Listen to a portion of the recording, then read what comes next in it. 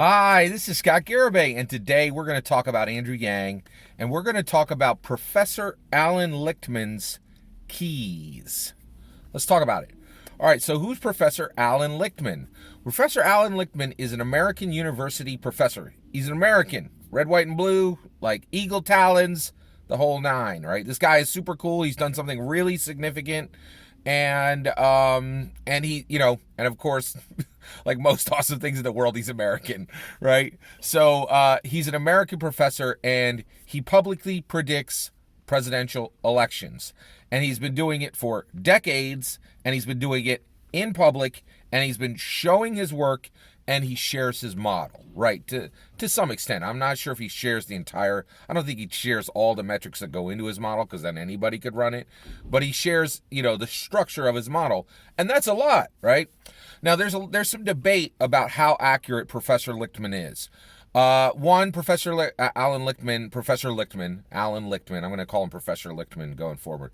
Professor Lichtman, he is brought onto all kinds of news outlets, and they all ask him the same question: who's going to win the next election, right? Which, boy, that poor guy must get tired of that question. And when the time is right, he runs his model and he makes his prediction, right? And one of the reasons why people keep having him on, he's on a ton of talk shows, is because he's on a ton of news outlets as a guest, right? He really serves as a pundit, right? So the reason why is his accuracy, right? There's a little bit of question around his accuracy. On some shows, he'll be introduced as accurately reporting all 9 of the last elections. If you look him up on Wikipedia says that he has, because I was like, that sounds a little suspicious, right? So I did a little bit of research, and Wikipedia lists him as accurately predicting 7 out of the last 8, right? Now, I totally get how this could get weird, right? Because we've had a lot of elections that got weird, right? The Al Gore, George Bush election totally got weird, right? And even the Hillary Clinton, Donald Trump election got weird, right? Hillary won the popular, Trump won the electoral, and which is really wild because people consider Trump a populist president, and they considered Hillary a politically savvy politician that knew how to win with the political levers, which all of that turned out to be completely wrong, right? Like, boy, it's incredible. I think this is one of the reasons why I love politics so much, is the perception and the reality are just so far apart, and it's crazy. All right, so the reality, so he's accurate. We don't know if he's 100% accurate, right? But the one thing you can say is absolutely nobody on the planet is a better public predictor of the U.S. presidential election over time who has shared their model. No one, right? So Professor Alan Lichtman is the number one U.S. presidential predictor who has done this for decades, publicly shared their predictions, and been willing to stand by their work and is willing to talk about their model. Nobody even comes close, right? And if I'm wrong about that, let me know below in the comments, but I don't think I am. Professor Alan Lichtman is a pretty incredible predictor. He studies politics. He's good at math. He has this really cool model, and he has accurately predicted at least 7 out of 8 of the last electoral college U.S. presidential elections, and some people consider that he has been 100% accurate on the last 9, right? But at the macro level, he is unparalleled in his ability to accurately predict, make his predictions public, share his model, and speak at length about his model. Nobody even comes close, right? So he's an incredibly accurate, open, sophisticated, accessible predictor, and that's no small thing. That's a huge feat. I give all the points to Lichtman on that. And today, I want to look at his model, and I want to look at Andrew Yang, and I want to look at Donald Trump, and I want to use Professor Alan Lichtman's model at the macro level now to see what it looks like on the other side. All right, who will win the 2020 election? According to me, J. Scott Garibay, using Professor Alan Lichtman's model, right, today. right? Because Lichtman won't answer this question today. He's like, oh, I got a bunch of spreadsheets to do and blah, blah, blah, right? But his model is very clear. He's talked about it openly for a long time. I looked at his model, and I think you have all the evidence you need to make the prediction right now, right?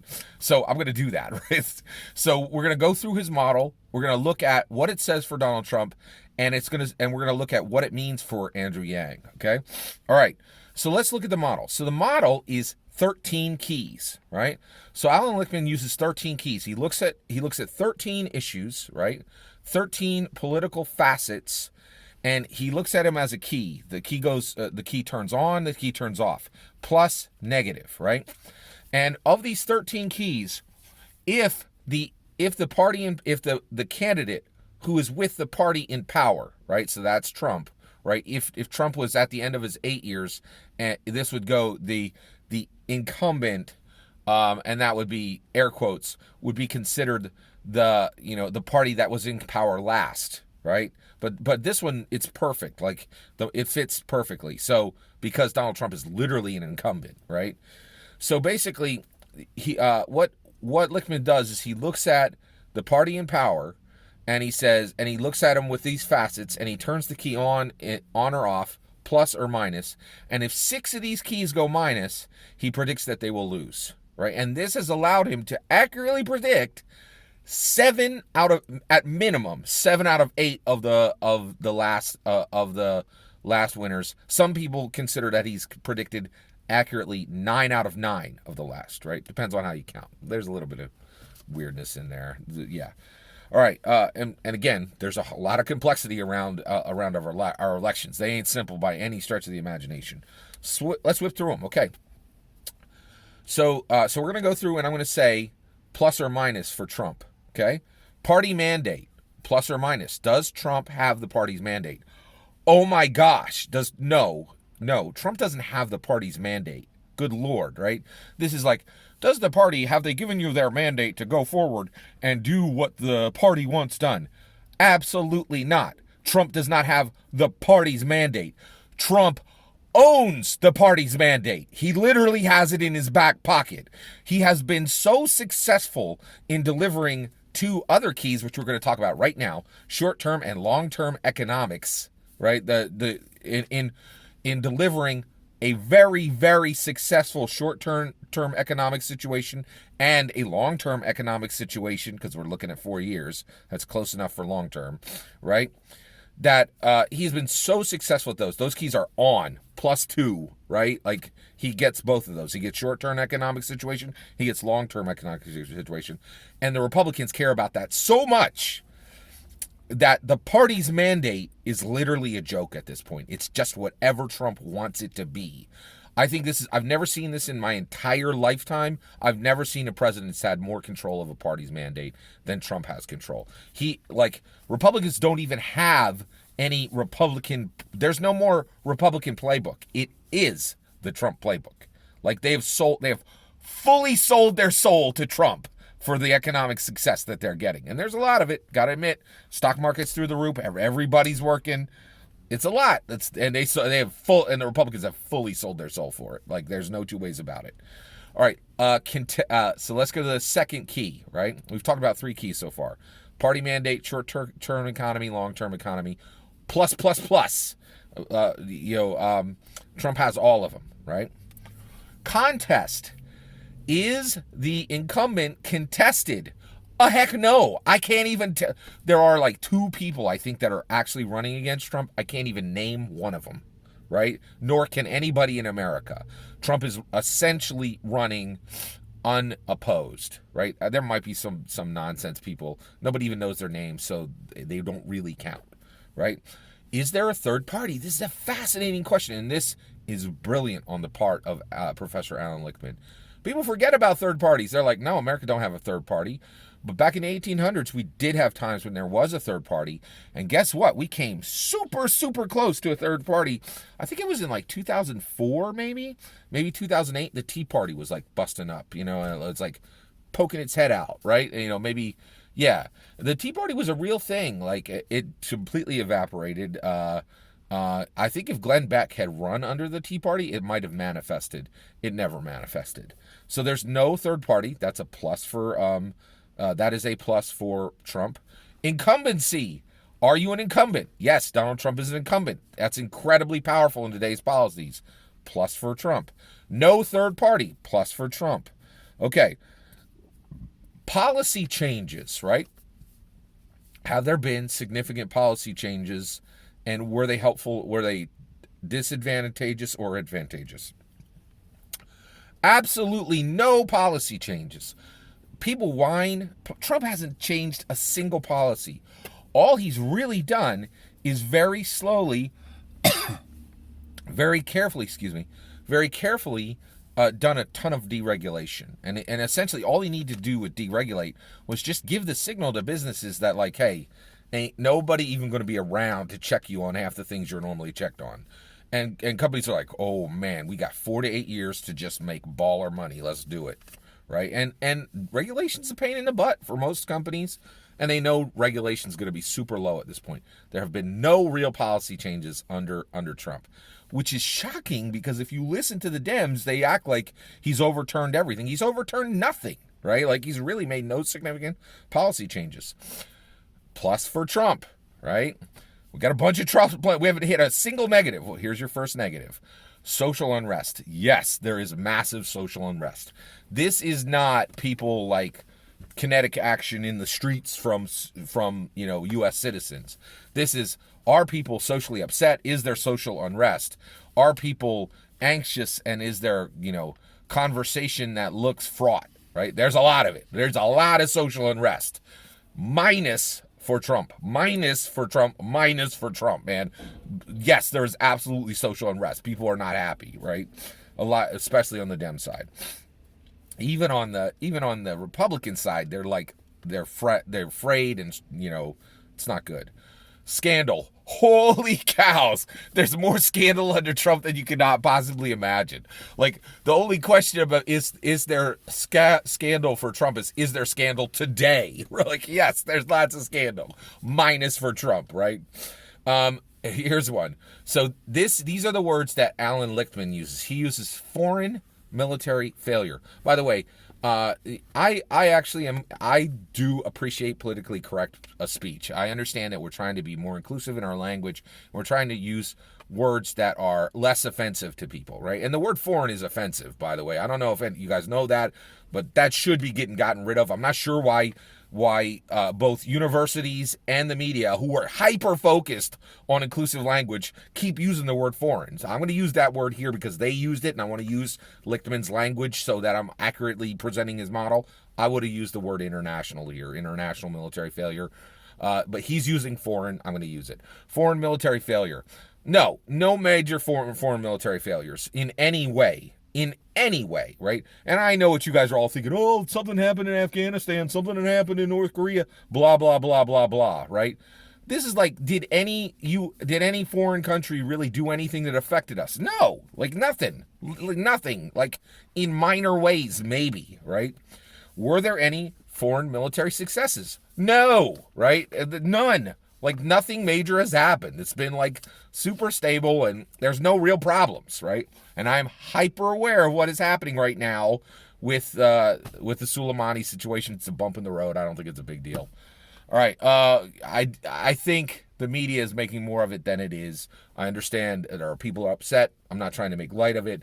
At the key turning level, people don't care about it. Like the media cares a ton about it. Average American doesn't even know the names involved. That's my take. All right. Foreign military failure, no plus. Foreign military success, plus, because there's no change, right? And he gets the points if there's really no change, if people aren't upset. Incumbent charisma. Does Donald Trump have charisma? Yes, Donald Trump has charisma in barrels, right? Like, yes, Donald Trump is charismatic. If you don't think that's the case, you're not paying attention, right? Challenger charisma, right? I think you're going to be surprised to hear this one. The answer is no, right? Now, I think Andrew Yang is incredibly charismatic. The problem is the Yang media blackout has been incredibly effective. And I think most Americans have not seen Andrew Yang's charisma yet. Most Americans have not seen Andrew Yang skateboard. They haven't seen him crowd surf. They haven't seen him line dance. They haven't seen him play piano. They haven't seen the jokes he makes. They haven't seen all his awesomeness, right? Because the media, the traditional media, has very, very, very carefully and worked incredibly hard to hide it from them, and they've succeeded. And so, so Challenger charisma is gone, and I'll tell you right now, there certainly ain't no charisma under Buttigieg, Steyer, Klobuchar, and you don't really have 70-year-old charismatic people because they need, that's not a thing, right? It's like the world runs like the shiniest parts of the world go toward youth, right? And like, you don't go, oh, 70-year-old person, that's super charismatic person, right? Like, you're like, oh, isn't that person's career spinning down and they're done now? Like, charisma is not attached to septuagenarianism. It's not. Like, let's not pretend, right? All right. So what's that mean? That means only 2 of 13 keys are turned against Donald Trump. What's that mean for Andrew Yang? We have to understand who and what Andrew Yang is, right? Based on that, right? And what Donald Trump is. Understanding Alan Lichtman's model right now, J. Scott Garibay using Alan Lichtman's model at the macro level, not using his spreadsheets and blah, blah, blah, right? But just looking at his keys and saying, okay, is it up or down? 6 fails, right? Donald Trump, according to Alan Lichtman's model, as I interpret it today, Donald Trump will absolutely win, right? Is that worrisome to me? No. Here's why. Okay, so one, here's what this is the magic part. This is why I love politics. I love politics so much, right? What does Alan Lichtman's model forget? The catalyst, the day-to-day. He thinks the day-to-day doesn't matter. It matters. It matters, right? October 2019, Bernie Sanders on a rocket train to a win has a heart attack, right? I'm telling you right now, it matters. It matters. The day-to-day matters more than you can possibly imagine, right? Now, we got 4 70-year-olds, right? Trump, Warren, Biden, Sanders. Sanders' heart attack says every single one of them are hair's breadth from an October 2019 Sanders event, right? That matters. It says to the whole nation, you'd best think twice that vibrant health is a part of a requirement to be president, right? And so, and the thing is, things change on a dime, right? And I think Andrew Yang needs to stay in place, do not quit, keep going forward, and be there for the changes that happen. There can be something. I don't want to see another Bernie Sanders situation happen to any of those 4. But there's all kinds of things that can wipe the board and change half of those keys in a day. And as long as Andrew Yang is in the race, he can be there to be ready, right? Now, what it does tell us, when you got a candidate who has 11 keys turned plus and 2 keys turned minus, and he needs 4 more keys turned minus to get beaten, right? What is Donald Trump? Donald Trump is the dragon Smaug, right? Lord of the Rings. Andrew Yang is Bard the Bowman in The Hobbit. Bard the Bowman had the black arrow. It was forged by Thror, king under the mountain, right? It was a black steel arrow, and it had to get shot through a single missing scale on that dragon. And that's exactly what Andrew Yang is. So every single one of those nonsense candidates, Warren, Sanders, Biden, don't have a prayer. They all have regular bows and wooden arrows that are going to clank off of the armored scales of Donald Trump, right? You can bet Klobuchar, Steyer, and Buttigieg don't have a chance with their wooden arrows and their light and their bows to beat him either, right? But there's Andrew Yang. He's Bard the Bowman, man. He's got the skills, and he has that steel arrow. And guess what? That black arrow was not magic. It was a traditional arrow. Nothing in Lord of the Rings ever said that thing was magic. It was just skill and preparation.